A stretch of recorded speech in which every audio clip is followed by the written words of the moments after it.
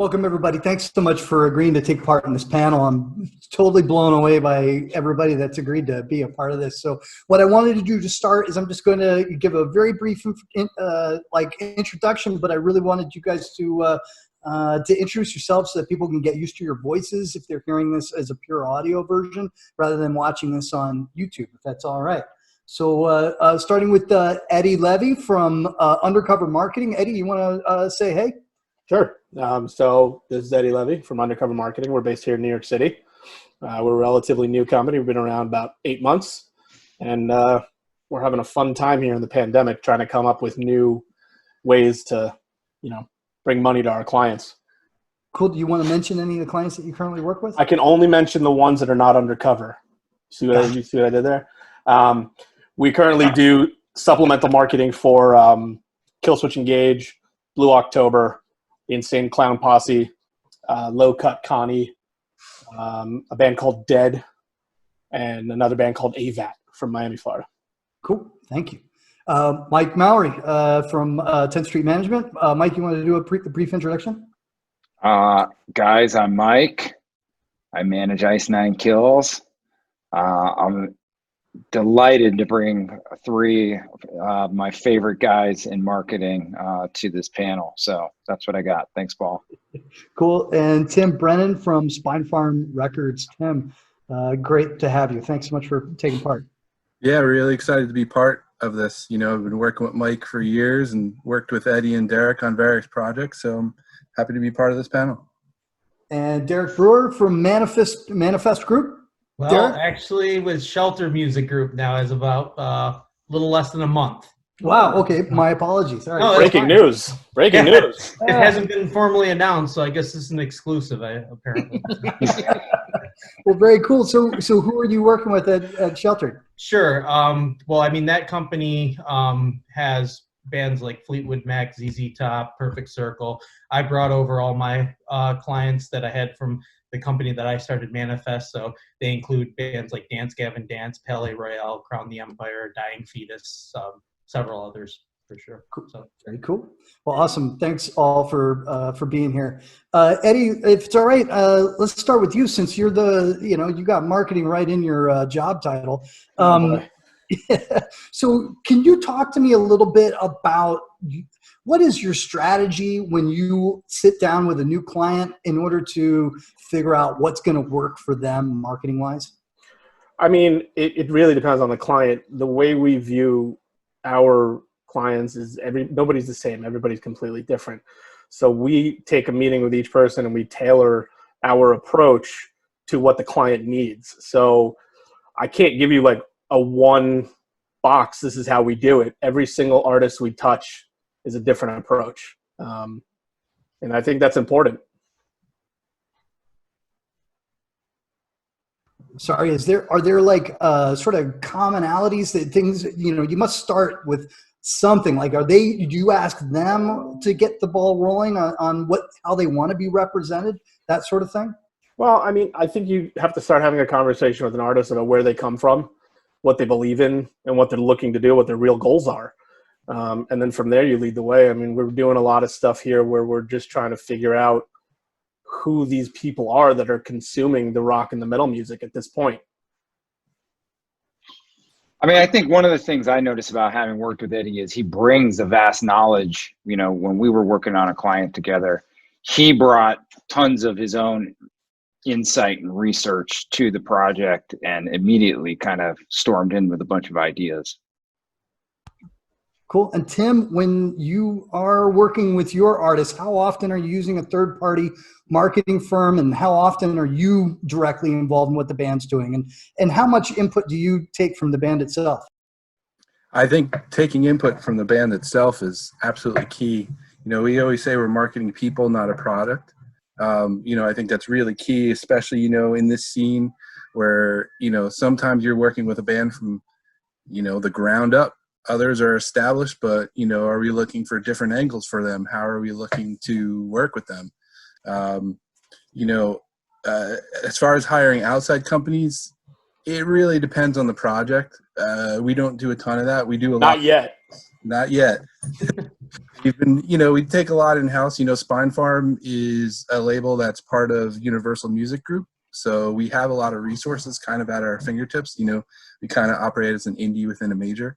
So it really depends on the project, the artist, and we go right from there. Derek, you talk about how you work with artists who you start working with from the ground up. Does versus those who have already come to you with a certain perspective on how their marketing should go.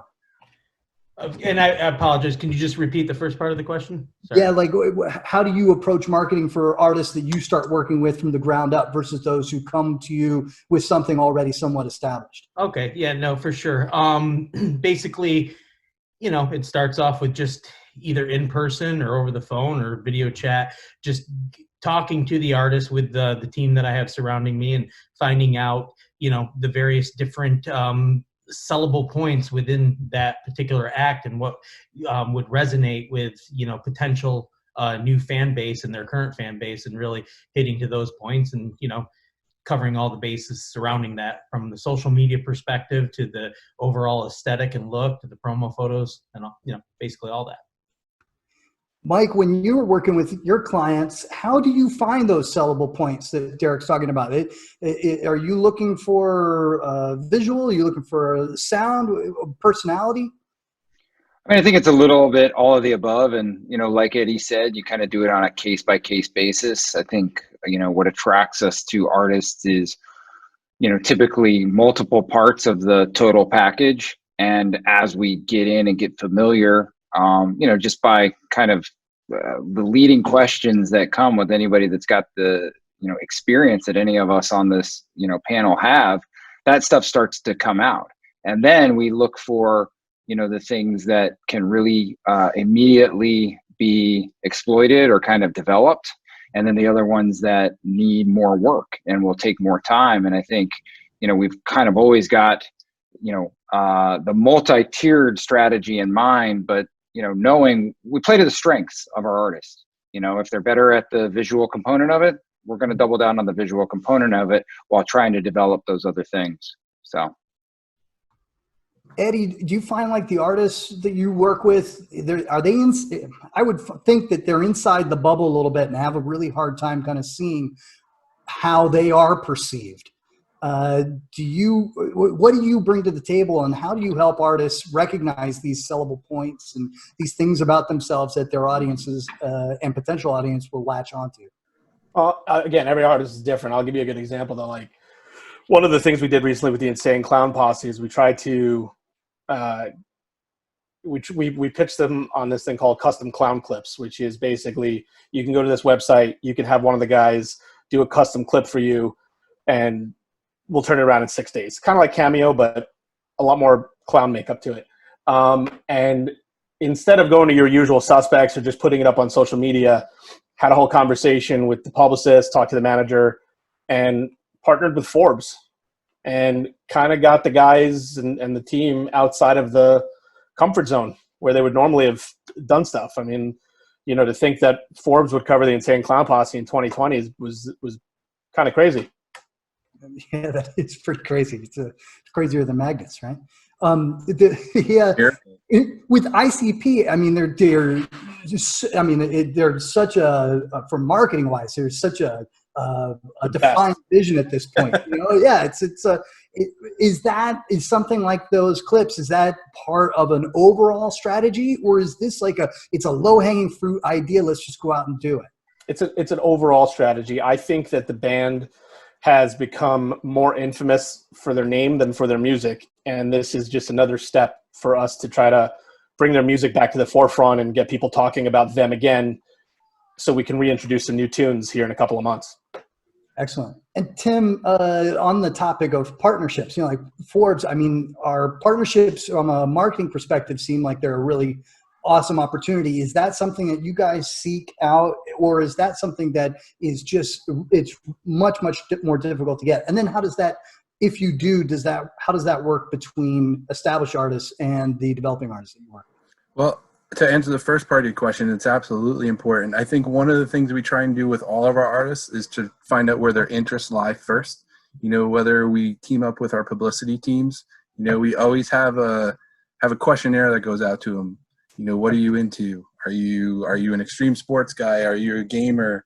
You know, where does your passion lie outside the music? Because obviously the music's first, but then we try and find ways to expand. You know, I think, you know, that also goes into like the sync world too, where sync can absolutely change even the course of a project. It can bring a project that, you know, couldn't get off the ground, and if you get the right sync and you're with the right partner, it can propel you into the stratosphere very, very quickly.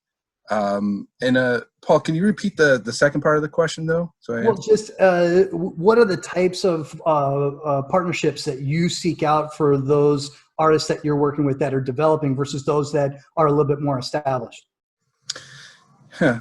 You know, developing stuff, I think that, you know, we always try and find, you know, a merch deal to work with, or a merch sponsor. I think that's a good way to start. You know, we work hand in hand with the managers to try and help get sponsorships, whether it's gear sponsorships too. You know, is this a band that's going to appeal to all the instrument blogs and stuff like that? I think that's a good place to start. And yeah, I guess kind of starting there are some of the key ones.